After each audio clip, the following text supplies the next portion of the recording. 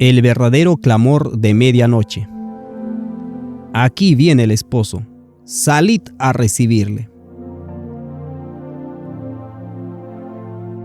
El camino iluminado. Elena de White escribe el movimiento del espíritu como una marea creciente en respuesta al clamor de medianoche del movimiento del séptimo mes. Poca gente sabe realmente cuán poderoso fue ese movimiento. Note cuidadosamente estas palabras que encontramos en Testimonios para la Iglesia, tomo 1, página 56. Ahora nuestras esperanzas se concentraron en la venida del Señor en 1844.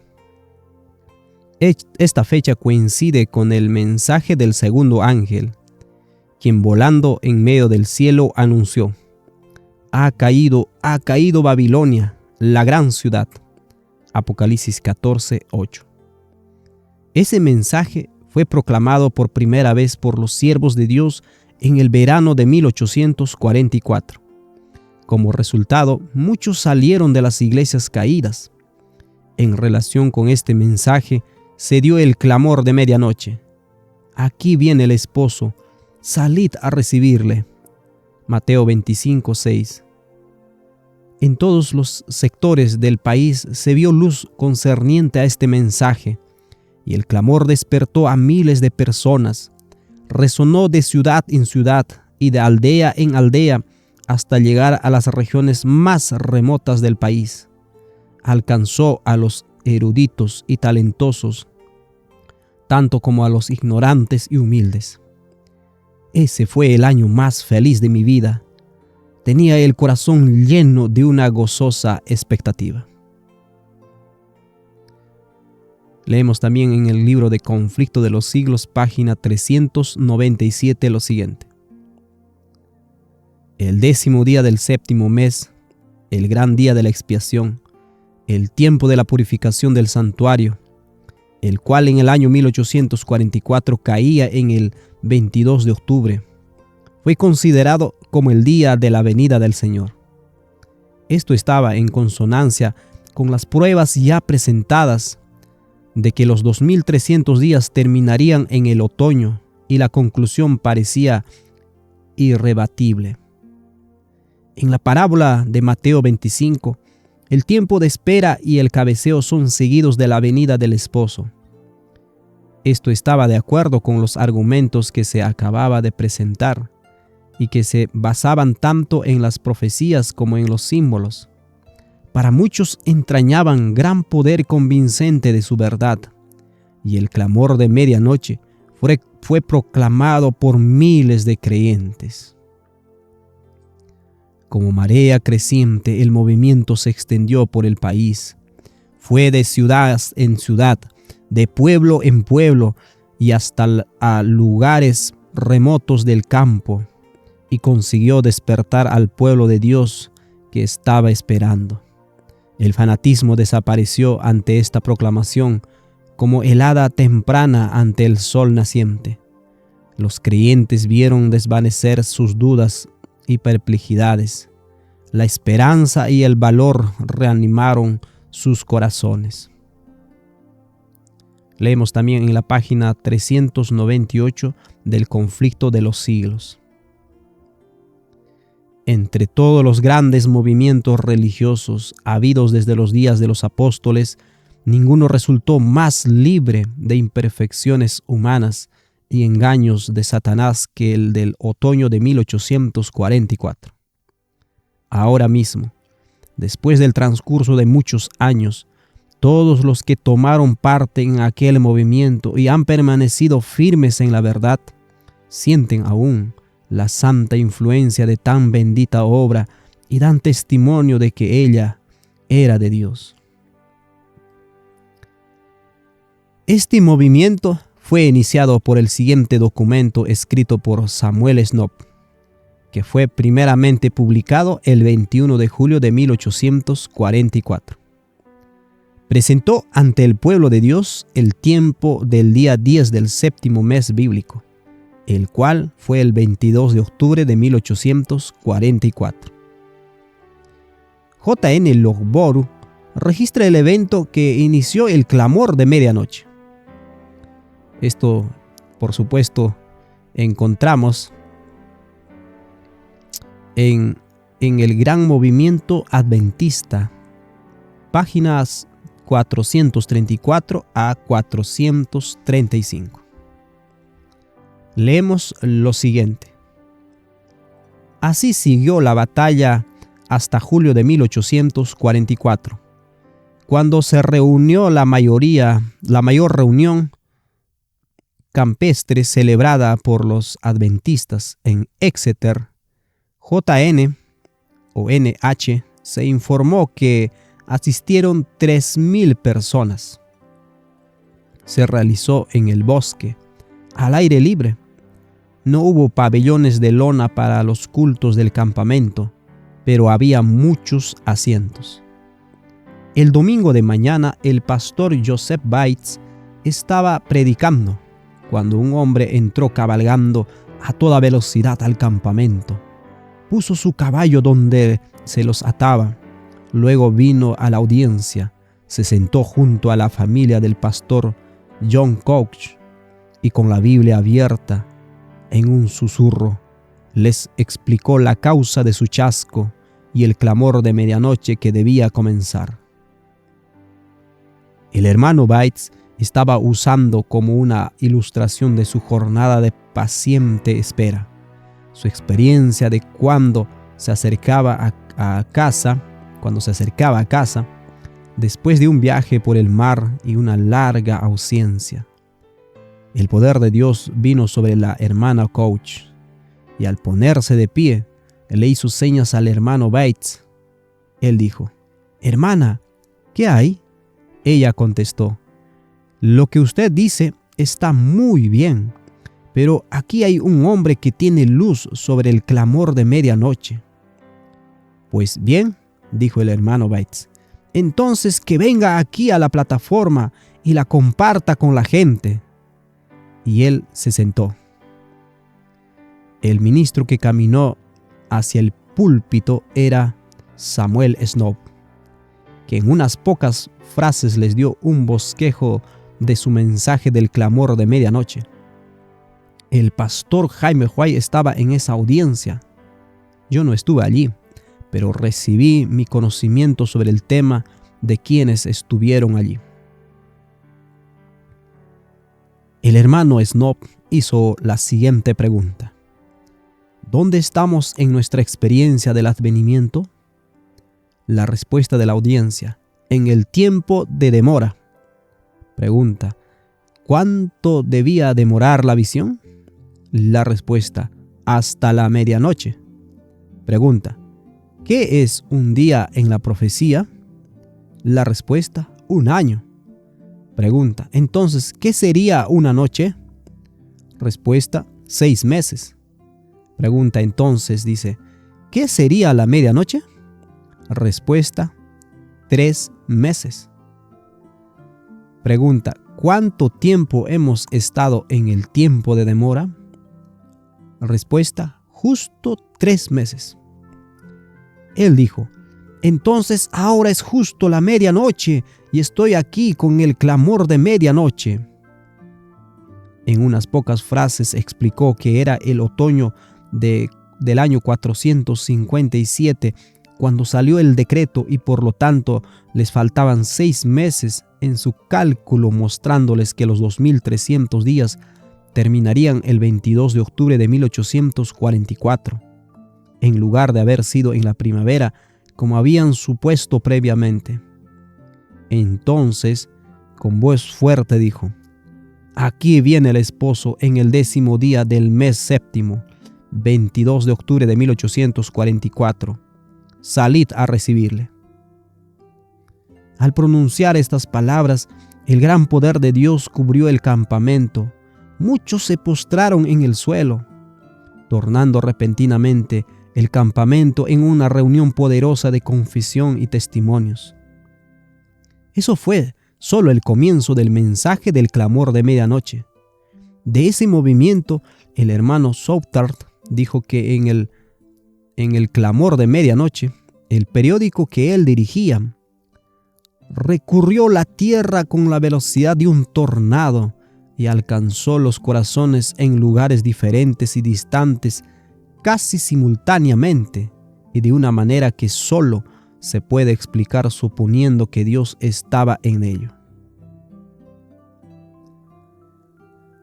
Cuando el ángel le habló a Elena de White, describiendo los eventos que llevarían al chasco del 22 de octubre de 1844, ella aprendió lo siguiente.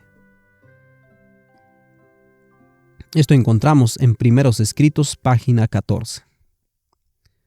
Mientras estaba orando ante el altar de la familia, el Espíritu Santo descendió sobre mí y me pareció que me elevaba más y más, muy por encima del tenebroso mundo.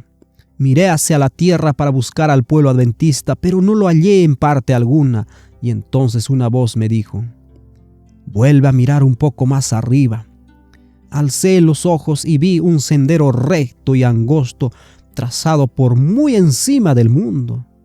El pueblo adventista andaba por ese sendero en dirección a la ciudad que se veía en su último extremo. En el comienzo del sendero, detrás de los que ya andaban, había una brillante luz, que, según me dijo un ángel, era el clamor de medianoche. Esta luz brillaba a todo lo largo del sendero y alumbraba los pies de los caminantes para que no tropezaran.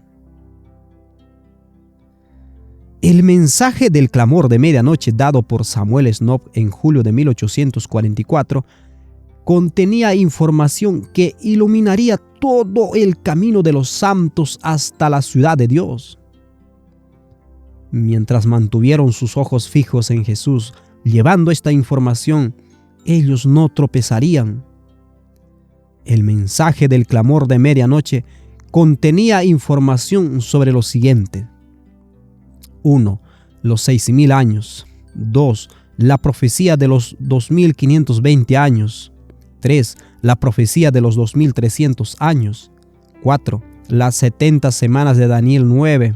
5. El año de la crucifixión siendo el 31 después de Cristo. 6.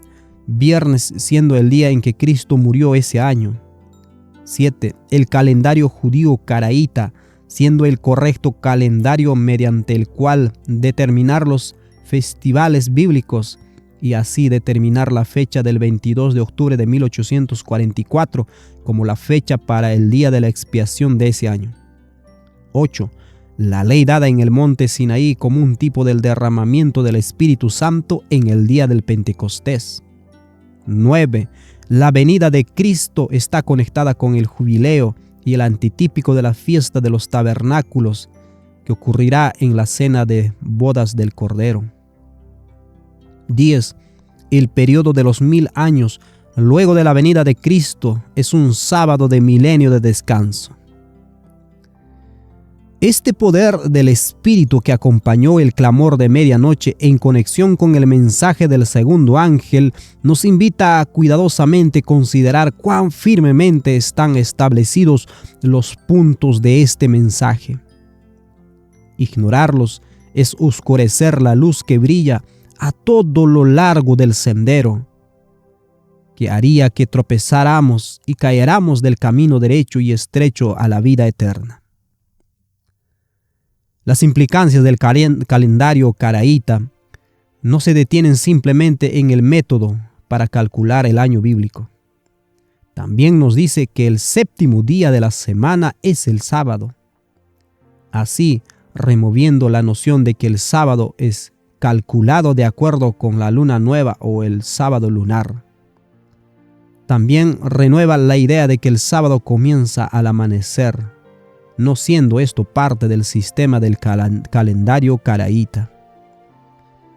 Mi más profunda apelación a todos aquellos interesados en el mensaje del tercer ángel es la de seguir el clamor de medianoche y a permanecer en el camino que ha sido iluminado para nosotros a todo lo largo del sendero hasta la ciudad. Hay muchas voces que llaman al pueblo de Dios a olvidarse del clamor de medianoche, pero todos esos llamados terminarán en destrucción. Aquellos que tengan oídos que oigan. Ahora veamos el verdadero clamor de medianoche por Samuel Snow. Nuestro bendito Señor y Maestro ha prometido regresar otra vez y tomar a su pueblo, de modo que donde Él está, nosotros podamos estar también.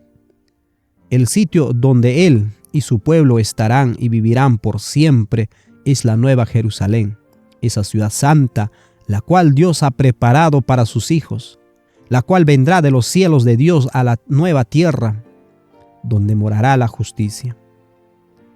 En relación al tiempo de la venida, Él dice en Marcos capítulo 13, versículo 32, pero de aquel día y de la hora nadie sabe, ni aun los ángeles que están en el cielo, ni el Hijo, sino el Padre.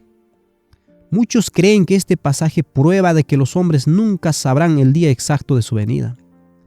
Pero si prueba esto, de la misma manera demuestra que el Hijo de Dios tampoco ha de saber el día, ya que el pasaje declara precisamente lo mismo acerca de Él que de los hombres y los ángeles.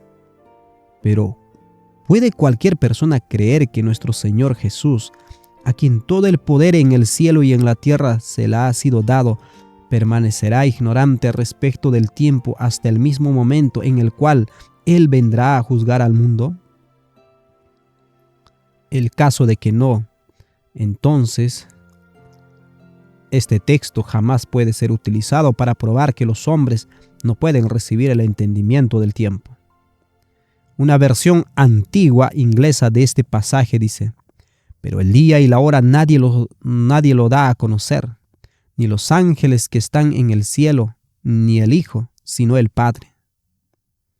Esta es la traducción correcta de acuerdo a varios de los críticos más capaces de la época. La palabra conocer aquí es la misma que es utilizada con el mismo sentido por Pablo en 1 Corintios capítulo 2, versículo 2. Pablo entendía varias cosas aparte de Cristo y el crucificado, pero se determinó a dar a conocer nada más que eso entre ellos. Así que en el primer versículo citado se declara que nadie sino Dios el Padre da a conocer el día y la hora.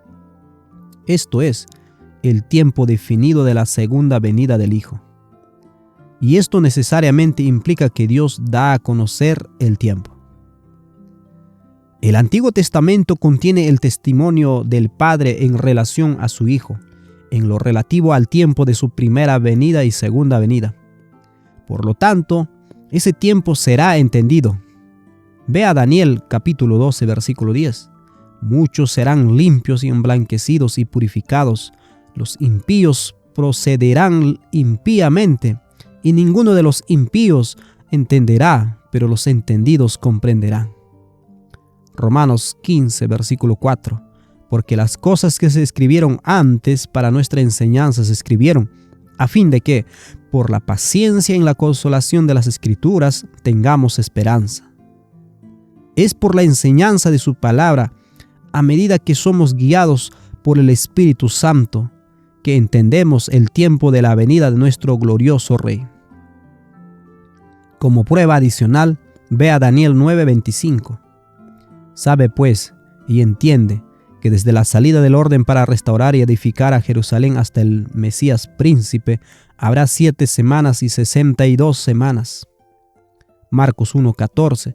Después que Juan fue encarcelado, Jesús vino a Galilea predicando el evangelio del reino de Dios, diciendo: el tiempo se ha cumplido y el reino de Dios se ha acercado. Arrepentíos y creed en el evangelio. Lucas 9:43.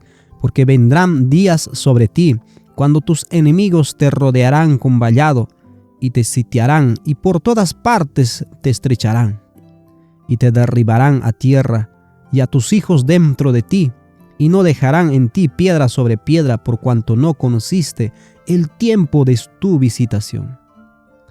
Primera de Pedro capítulo 1 versículo 10.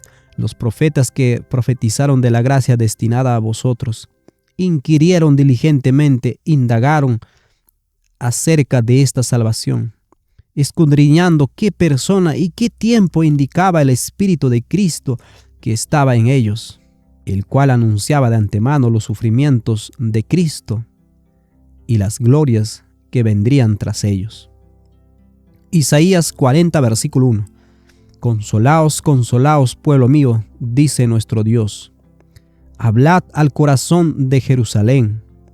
Decidle a voces que su tiempo es ya cumplido, que su pecado es perdonado, que doble ha recibido de la mano de Jehová por todos sus pecados. Voz que clama en el desierto, preparad el camino a Jehová, enderezad calzada en la soledad a nuestro Dios. Todo valle sea alzado, y bájese todo monte y collado, y lo torcido se enderece y lo áspero se allane. Y se manifestará la gloria de Jehová, y toda carne juntamente la verá, porque la boca de Jehová ha hablado. Hechos 17:30. Pero Dios, habiendo pasado por alto los tiempos de esta ignorancia, ahora manda a todos los hombres en todo lugar que se arrepientan, por cuanto ha establecido un día en el cual juzgará al mundo con justicia, por aquel varón a quien designó, dando fe a todos con haberle levantado de los muertos. Eclesiastés 3:17.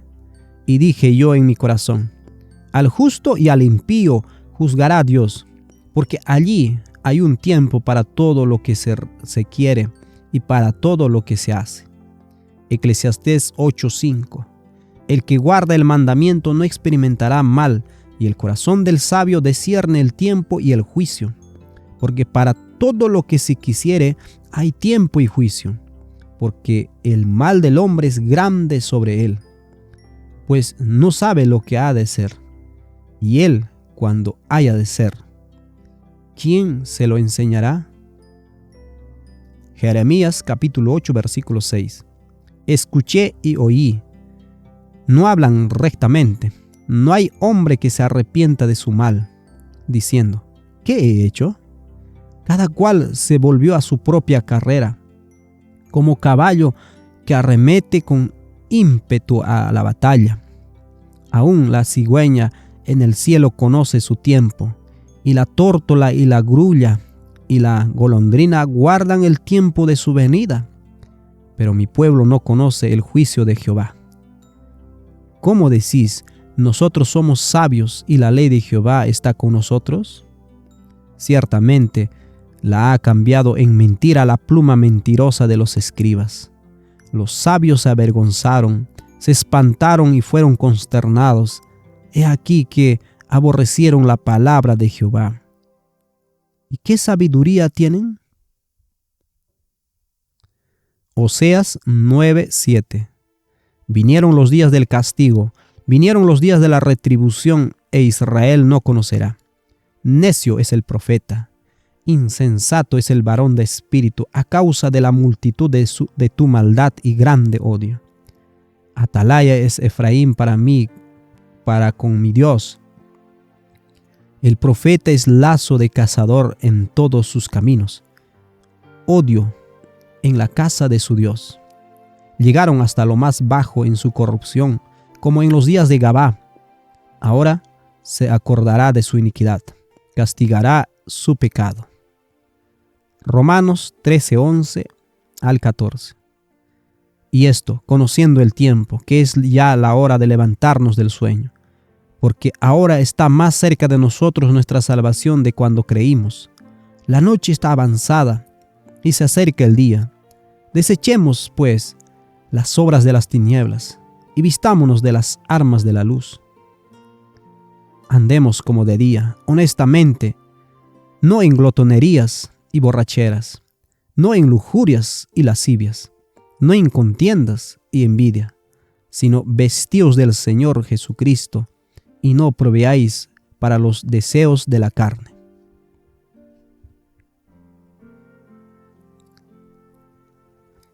Los 6,000 años. El periodo de tiempo otorgado para el mundo en su presente estado es 6.000 años, al término del cual comienza el gran milenio sabático, del cual se habla en Apocalipsis 20 y que será iniciado por el regreso personal de Cristo y de la primera resurrección. Vea Isaías 46, 9 al 10, Génesis 2, versículo 1 al 3, Hebreos 4, versículo 4 al 9, Isaías 11, versículo 10, Segunda de Pedro, capítulo 3, versículo 8.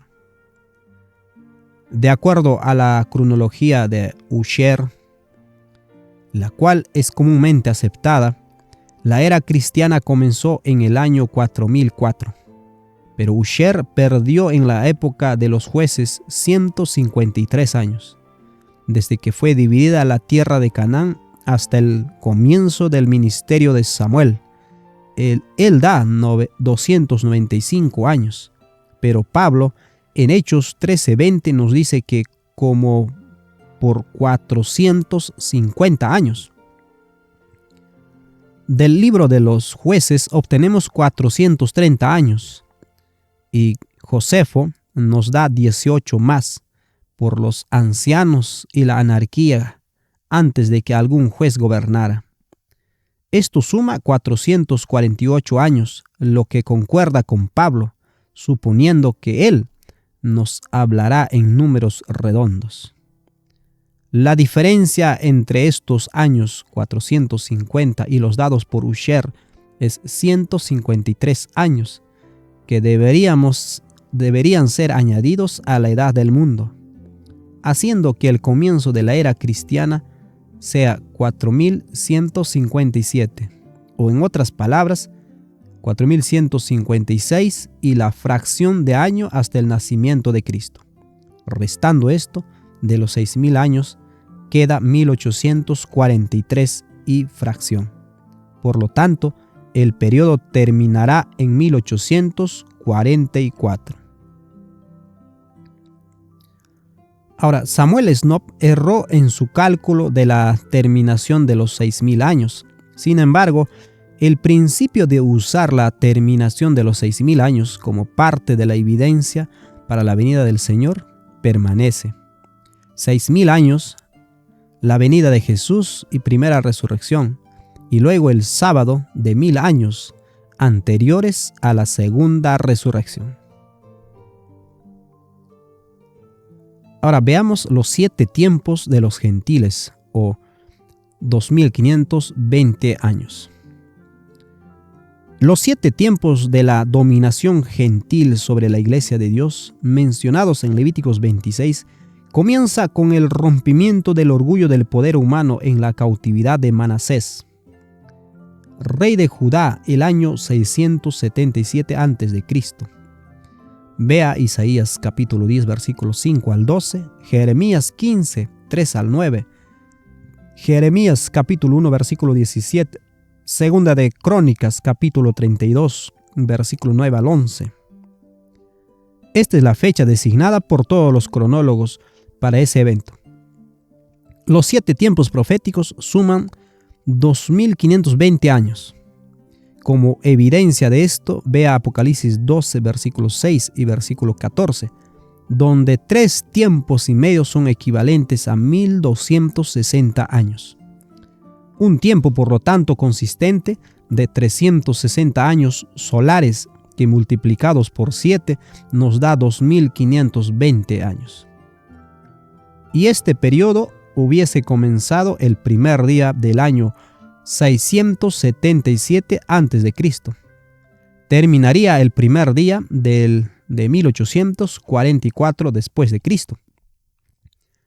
Porque 677 años completos por un lado y 1843 por otro lado hacen 2520 años completos. Se ha supuesto que el periodo terminaría en el año 1843 después de Cristo. Pero como una parte del año 677 a.C. es dejado fuera, una parte correspondiente a 1844 después de Cristo también debe tomarse para tener el periodo completo. Tiene que haber sido en el otoño que Manasés fue tomado cautivo. Como evidencia de esto, podemos ver Oseas capítulo 5, versículo 5. Isaías 8:8. Isaías 10:11. Oseas declara que Efraín e Israel caerían y que Judá también caería con ellos. Isaías representa al rey de Asiria amenazando a Jerusalén con hacer lo que hizo con Samaria. Por lo tanto, la caída final de las 10 tribus fue antes de la invasión de Judá y en el mismo año. La profecía de Isaías 7, versículo 8, se ha fechado correctamente en el año 742 a.C. 65 años después de ese punto nos lleva al año 677 a.C. En ese año fue la caída final de Efraín, que no serían más un pueblo. Esta historia la encontramos en Segunda de Reyes capítulo 17.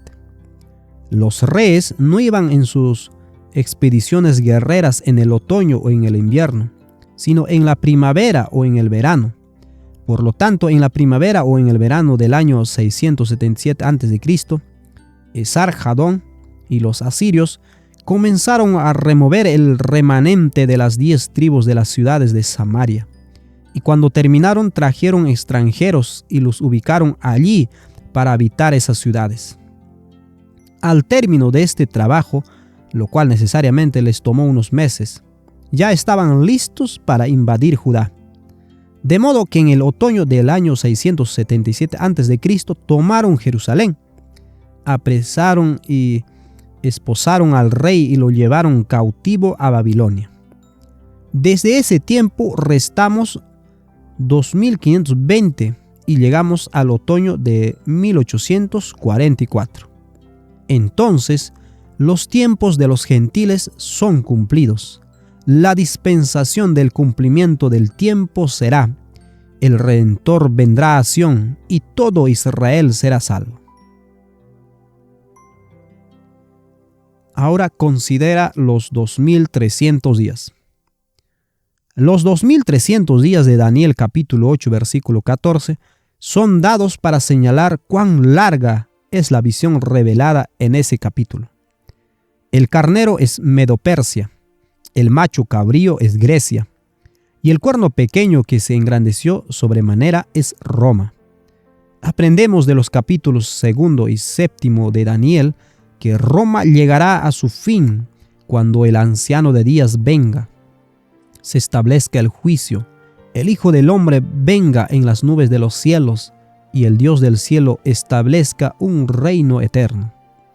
Por lo tanto, los 2300 días que se extienden hasta el tiempo cuando el cuerno que creció sobremaneramente se ha roto, no con mano, y hasta el fin de la ira, son tantos años y se cumplen en la venida de Cristo en las nubes de gloria.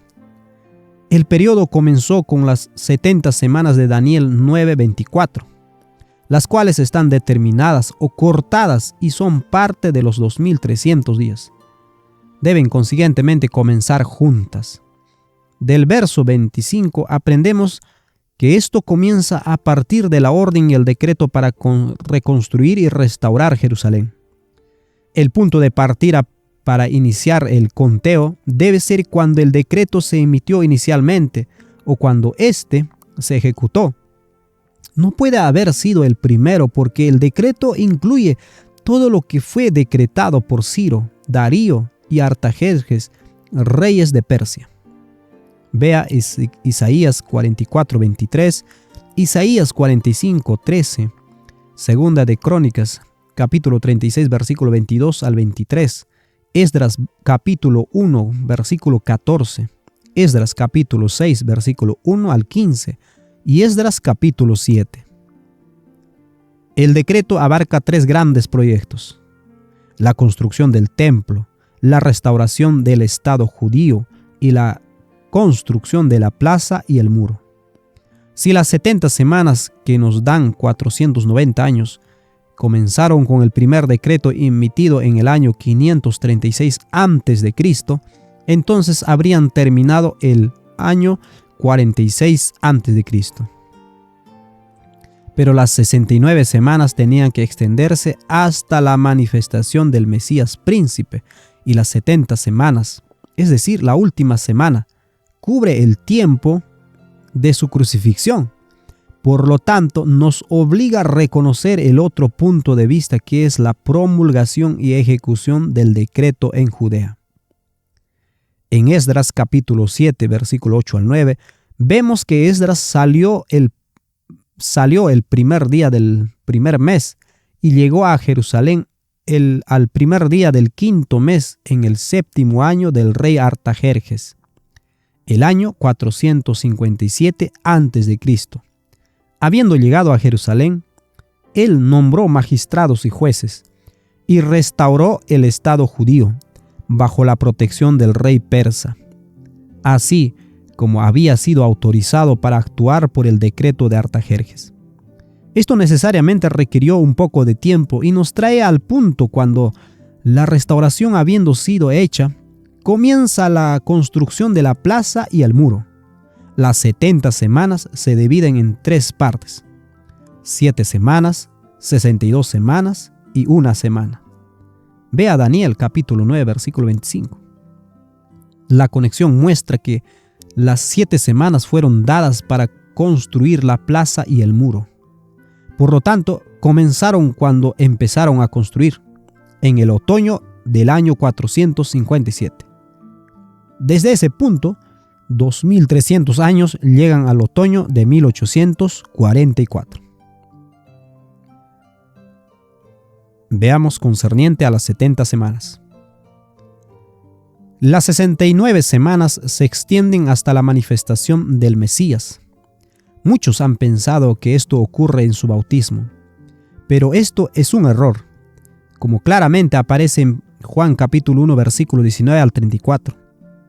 Allí vemos que después del bautismo de Cristo, él no era conocido como el Mesías por los judíos. Juan dice en el versículo 26, en medio de vosotros está uno a quien vosotros no conocéis. En el versículo 33 y 34, él declara que no lo conocía hasta que vio el Espíritu descender y permanecer sobre él en su bautismo, lo cual ocurrió anteriormente al testimonio que dio. No hay evidencia que nadie, excepto Juan, vio al Espíritu descender. Esta prueba de que Jesús era el Mesías no le fue dada a nadie, sino solo a Juan, a menos que fuera dada a otros por el testimonio de Juan. Pero el testimonio de Juan no fue suficiente para establecer el punto, porque Jesús declaró en Juan capítulo 5, versículo 33, vosotros enviasteis mensajeros a Juan, y él dio testimonio de la verdad. Pero yo no recibo testimonio de hombre alguno. Pero en el versículo 36, Cristo dice, mas yo tengo mayor testimonio que el de Juan, porque las obras que el Padre me dio para que se cumpliese, las mismas obras que yo hago dan testimonio de mí, que el Padre me ha enviado. Los milagros de Cristo probaron que Él era el Mesías, pero aún su ministerio, su mismo testimonio, sin esos milagros, eran suficientes para establecer el punto, como se hace claro en el versículo 31. Si yo doy testimonio acerca de mí mismo, mi testimonio no es verdadero. Los milagros de Cristo hechos en público no comenzaron sino hasta que Juan fue puesto en prisión. Vea Mateo 11, versículo 2 al 6, Lucas 7 al 10, versículo 19 al 23. La profecía de Daniel, capítulo 9, versículo 25, concerniente a las 69 semanas, fue dirigida a toda la nación judía y fueron condenados porque no la entendieron. En Lucas capítulo 19, versículo 43 al 44, encontramos al Señor denunciando sobre ellos los juicios más terribles porque no conocieron el tiempo de su visitación. La profecía era clara y deberían haberle dado atención. nuestro Salvador les dejó claramente la explicación cuándo el periodo terminó, diciendo: el tiempo se ha cumplido. Vea Marcos capítulo 1, versículo 14 al 15, Mateo 4, versículo 12 y 17, Hechos 10, 37. Así podemos ver que las 69 semanas terminaron y la semana 70 comenzó casi inmediatamente después de que Juan fuera puesto en prisión. Cuando comenzó su ministerio en el año 15 de Tiberio César, vea Lucas capítulo 3, versículo 1 al 3, la administración de Tiberio comenzó de acuerdo al testimonio unánime de los cronólogos en agosto del año 12 después de Cristo. 14 años desde ese punto se extiende a agosto del año 26 después de Cristo. De Lucas 3:21 sabemos que después que Juan comenzó a bautizar, Jesús vino para ser bautizado, y en el versículo 23 nos informa que era de como 30 años de edad. Está astronómicamente probado que nuestro Salvador nació 4 años antes de la era cristiana. Esta es la evidencia. Alrededor del año 527 después de Cristo, Dionisio el Exiguo, un monje romano, marcó el comienzo de la era cristiana en el año juliano 4713. Este cálculo ha sido adoptado hasta el presente, pero Josefo, en sus Antigüedades, libro 17, capítulo 6, menciona particularmente un eclipse de la luna que ocurrió poco tiempo antes de la muerte de Herodes. Y las tablas astronómicas prueban que este eclipse de la luna fue el 13 de marzo del año del periodo de Juliano 4710. Nuestro Señor nació unos meses antes de esto, porque después que Jesús nació, Herodes buscó matarlo, y José, habiendo sido advertido por el ángel del Señor en un sueño, tomó al niño y a su madre y se fueron a Egipto, donde permaneció hasta después de la muerte de Herodes. Vea Mateo capítulo 2, versículo 13 al 15. El punto más tardío que consecuentemente podemos fijar para el nacimiento de Cristo es cerca de fines del año 4709, justo 4 años más temprano que el tiempo dado por Dionisio para el comienzo de la era cristiana. Consecuentemente, Jesús tenía como unos 30 años cerca del final del año 26, y en su bautismo un poquito más de 30. Poco después de esto, como es evidente en Juan capítulo 2, versículo 11 al 13, hubo una Pascua. Esta, siendo la primera Pascua después del comienzo del bautismo de Juan, corresponde a la primavera del año 27 después de Cristo. Después de esto, Jesús tuvo la entrevista con Nicodemo y le enseñó concerniente al nuevo nacimiento. Puede verlo en Juan capítulo 3, versículo 1 al 21. En el versículo 22 se nos dice que Jesús, después de estas cosas, regresó a la tierra de Judea, donde se demoró y bautizaba. Como había estado previamente en Jerusalén durante la Pascua, vea Juan capítulo 2, versículo 23, y había regresado a Judea, tuvo que haber estado ausente de allí entre estos dos periodos. Esto necesariamente nos trae al verano o el otoño del año 27 después de Cristo. Pero Juan no había sido aún encarcelado. Vea Juan capítulo 3, versículo 24. Por lo tanto, estamos obligados a poner el punto de tiempo en el cual Jesús comenzó la proclamación del Evangelio en Galilea en el otoño del año 27 después de Cristo. Aquí terminaron las 69 semanas y comienza la semana durante la cual el pacto es confirmado, tal como dice Daniel 9:27. En mitad de la semana, Jesús causó que el sacrificio y la ofrenda cesaran al ofrecerse a sí mismo a Dios sobre la cruz como el Cordero sin manchas. La palabra hebrea traducida como mitad es definida por el lexicón como mitad o media parte o medio. La semana fue dividida en 2 mitades y el evento que las dividió fue la muerte de Cristo. Ahora consideremos el calendario caraíta. Este evento tuvo lugar, de acuerdo al Dr. Hales, uno de los más capaces y mejores cronólogos, en la primavera del año 31 después de Cristo. Ferguson lo colocó en el año 33 después de Cristo, pero para probarlo usa el modo rabínico del cálculo del año, lo cual no es correcto. Ellos comienzan el año con la luna nueva en marzo, pero los caraítas con la luna nueva en abril. La palabra caraíta significa uno perfecto en la ley.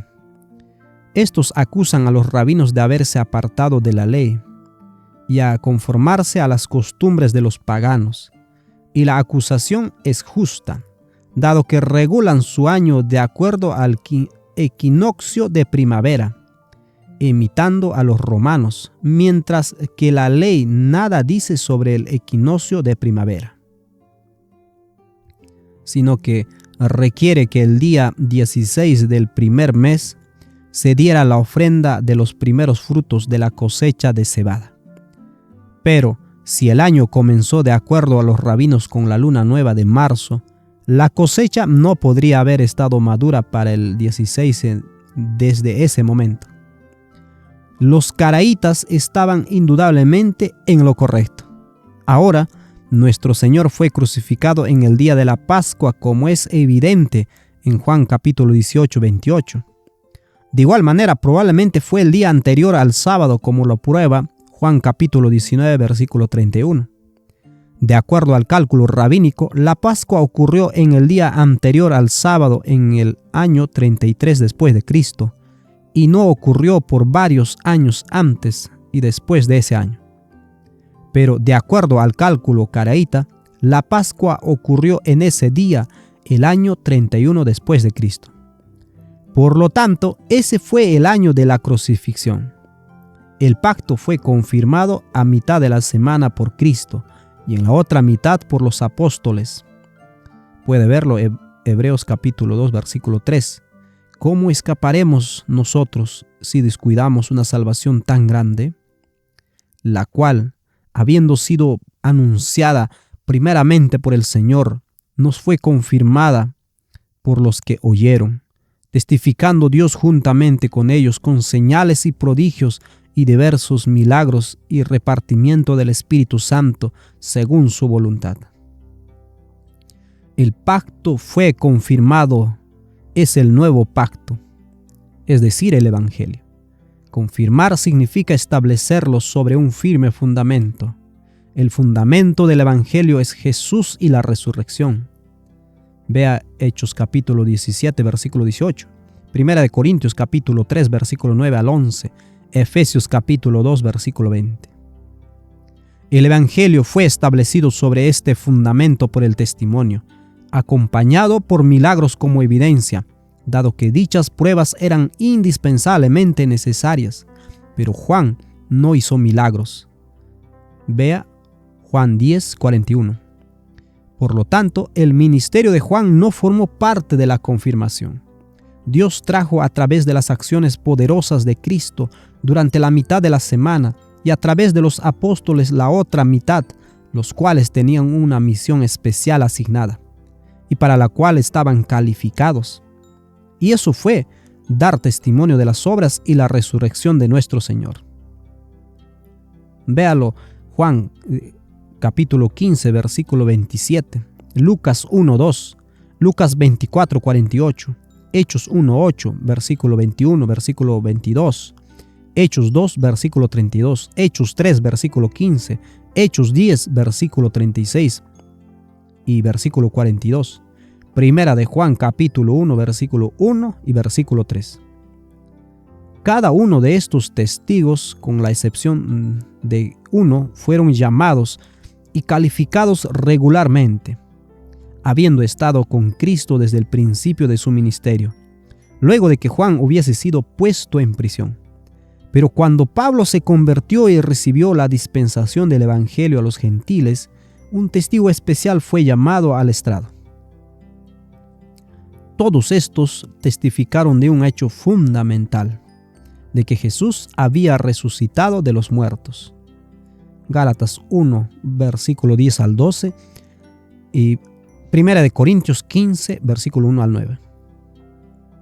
En el caso de los apóstoles, no era una cuestión de fe, sino de conocimiento. Ellos habían visto, tocado y conversado con Él. Habían comido y bebido con Él después de la resurrección y habían recibido de Él el mandamiento de testificar sobre estas cosas. Al hacer esto, confirmarían el pacto. En otras palabras, establecerían el Evangelio basado en la resurrección de Cristo, la cual es el fundamento de la fe de todos los hijos de Dios.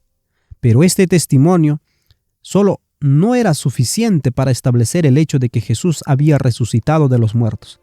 Por lo tanto, se nos dice en Marcos capítulo 16, versículo 20, y ellos, saliendo, predicaron en todas partes, ayudándoles el Señor y confirmando la palabra con las señales que la seguían. Puede ver Hebreos 2, capítulo 3, versículo 4. Cuando el último testigo, es decir, Pablo, fue llamado y hubiera dado su testimonio, confirmado por milagros, el Evangelio como sistema divino de fe, esperanza y amor fue establecido sobre el verdadero fundamento. En otras palabras, el pacto fue confirmado. Pablo se convirtió en el otoño del año 34 después de Cristo. Como Jesús fue crucificado en la mitad de la semana y en el día de la Pascua, el cual era el día 14 del primer mes, se deduce que la semana comenzó en el séptimo mes del año 27 después de Cristo y terminó en el séptimo mes del año 34 después de Cristo. Esta fue la finalización de las 70 semanas. Desde ese punto quedaban 1810 años hasta la finalización de los 2300 días. Y desde el séptimo mes del año 34 después de Cristo, 1810 años se extienden hasta el séptimo mes del año 1844 después de Cristo. Ahora considera los tipos. La ley de Moisés contenía la sombra de las buenas cosas por venir, un sistema de figuras o tipos que señalaban a Cristo y su reino. Vea Hebreos capítulo 10, versículo 1, Colosenses 2, versículo 16 y 17. Todo lo contenido en la ley iba a ser cumplido por él. En Mateo 5, Jesús dice: no penséis que he venido para abrogar la ley o los profetas. No he venido para abrogar, sino para cumplir. Porque de cierto os digo que hasta que pasen el cielo y la tierra, ni una jota ni una tilde pasará de la ley, hasta que todo se haya cumplido. En la primera venida de nuestro Señor, cuando Él murió sobre la cruz, comenzó el cumplimiento de todos esos tipos contenidos en la ley. Como nuestro gran sumo sacerdote todavía está en ese proceso de cumplimiento, y cuando Él venga por segunda vez, completará ese cumplimiento de la ley. Ni en el más mínimo punto va a faltar, ni en la sustancia de la sombra que se observa, ni tampoco en el tiempo que con tanta precisión se señala la observancia de los tipos, porque Dios guarda el tiempo en forma exacta. Vea Hechos capítulo 17, versículo 26 y versículo 31. Job 24, 1, Levítico 23, versículo 4 y versículo 37. Estos pasajes muestran que el tiempo es muy importante en la ley de Dios. Por lo tanto, tipo y antitipo deben corresponderse exactamente en lo relativo al tiempo. Un tipo cumplido en Cristo fue la muerte del Cordero Pascual. Este era muerto el día 14 del mes primero. Puede ver Levítico 23, 5. De Éxodo 12, 6 sabemos que el Cordero era muerto en la tarde. El margen nos da la expresión hebrea, entre las dos tardes. Joseph Freund, un judío converso, en su trabajo sobre la Pascua, dice que la tarde o atardecer del día era dividido en dos partes, la menor y anterior tarde y la mayor o posterior tarde. El punto medio entre los dos era las 3 de la tarde, la hora novena del día. Jesús murió en la cruz el mismo día, a esa misma hora. Vea Marcos 15, versículo 33 al 37. De modo que Cristo, nuestra Pascua, fue sacrificada por nosotros. Ningún punto de la ley ha fallado hasta aquí. El tiempo es considerado en forma estricta. En Levítico 23, versículo 6 al versículo 7, se nos informa que el día después de la Pascua era un sábado especial.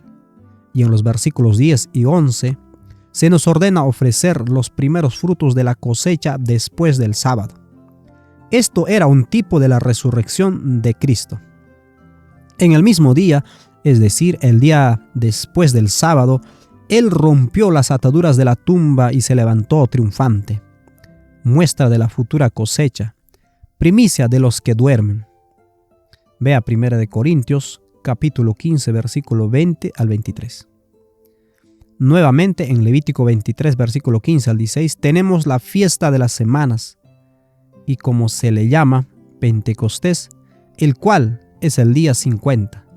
Este era el aniversario del descenso del Señor en el Sinaí para dar la ley, y fue cumplido, como lo sabemos de Hechos capítulo 2, versículo 1 al 4, cuando el Espíritu Santo descendió como el viento poderoso y como lenguas de fuego, por las cuales los apóstoles fueron investidos de poder de lo alto, calificándolos para salir adelante y llevar a cabo la gran comisión que el Maestro les había dado, la de predicar el Evangelio a toda criatura.